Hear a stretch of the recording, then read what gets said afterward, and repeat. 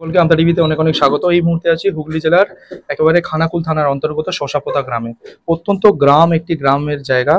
তো এখানে আমরা যেহেতু আসছি একটি কারণেই আসছি যে সামনেই দুর্গাপুজো, আর কয়েকদিনের মধ্যেই কিন্তু দুর্গাপুজো।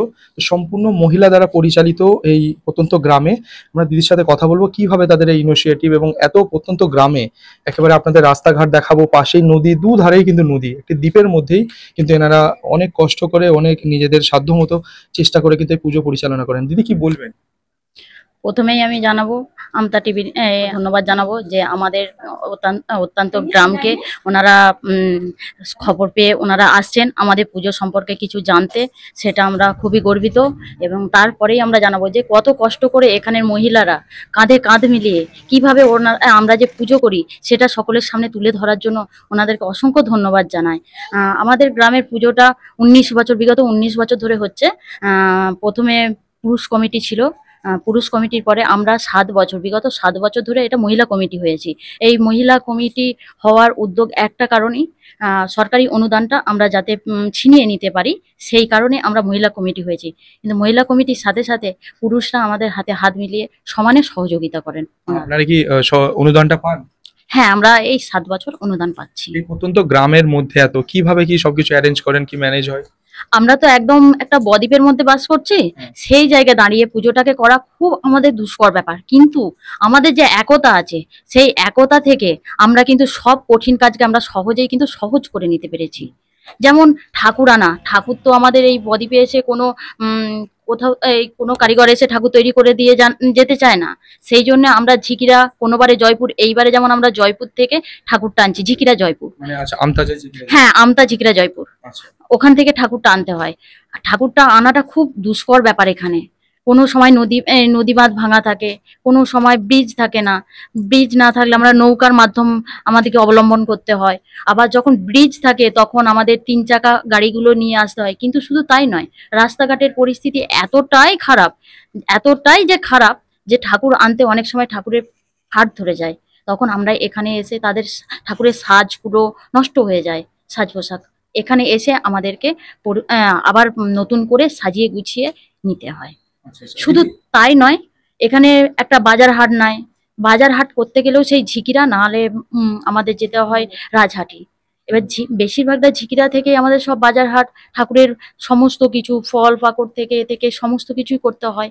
এমনকি ষষ্ঠী থেকে আমাদের দশমী পর্যন্ত যে সমস্ত গেস্ট আসেন ওনাদেরকে আপ্যায়ন করার জন্যেও আমাদের কিন্তু খাওয়ানোর ব্যবস্থা থাকে। সেটা আমরা ওই প্রথমেই আমি বললাম না যে আমরা সবকিছু এখানে গ্রামটা গ্রামের মতনকে ধরে রাখি, সেই জন্য আমরা নিজেরা সব তৈরি করে ওনাদেরকে বসিয়ে খাওয়াই। এটাই আমাদের দিদি। এবার আমরা দেখেছি যে বিশেষ করে প্রতিবারেই কম বেশি বন্যা হয়, এবার কিন্তু বন্যা না হওয়ার জন্য কি একটু সুবিধা হয়েছে?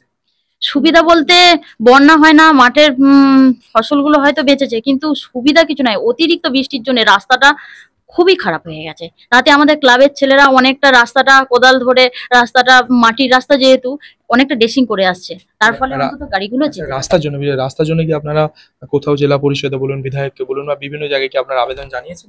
হ্যাঁ, আমরা সব জায়গাতেই মোটামুটি জানিয়েছি। প্রথমে স্টেপ বাই স্টেপ আগাতে হয়, তো প্রথমে আমরা পঞ্চায়েতে জানিয়েছি, তারপরে বিডিও সাহেবকে জানিয়েছি। বিডিও সাহেবের শুধু একবার নয়, আমরা পাঁচবার আমরা লিখিত দরখাস্ত দিয়েছি।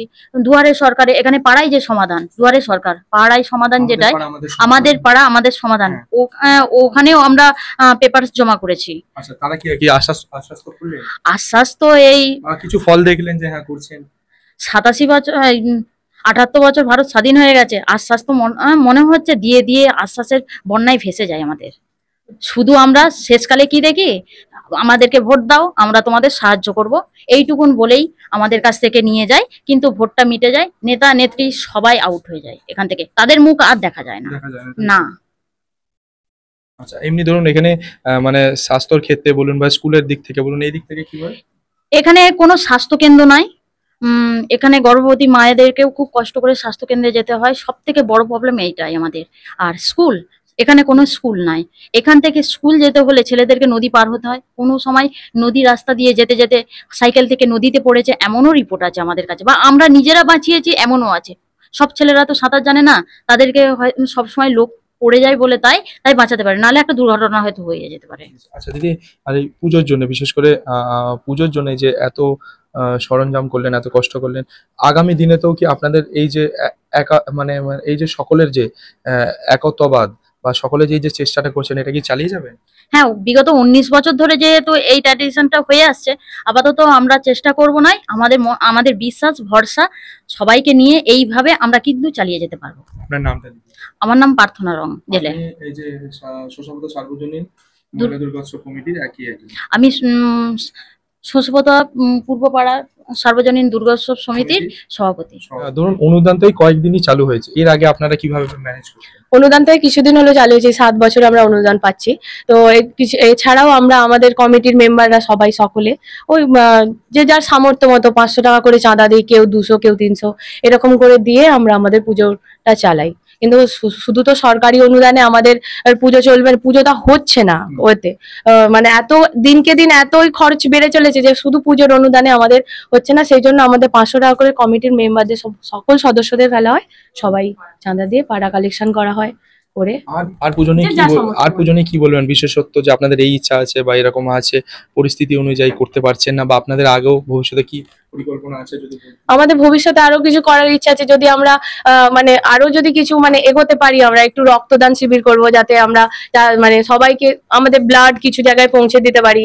এবার দুস্থদের আরো আমরা সাহায্য করতে চাই, বিভিন্ন ধরনের যারা গরিব মানুষ আছে তাদেরকে বস্ত্র দিতে চাই। আমাদের অনেক কিছুই মানে পরিকল্পনা আছে, কিন্তু আমরা যেহেতু মানে আমাদের মানে সামর্থ্য অনুযায়ী আমাদের এগোতে আমরা এখনো পারছি না। যদি কখনো পারি আমরা চেষ্টা করবো এই জিনিসগুলো করার। দিদিকা, আপনার নাম? আমার নাম রিমা সানা জেলে।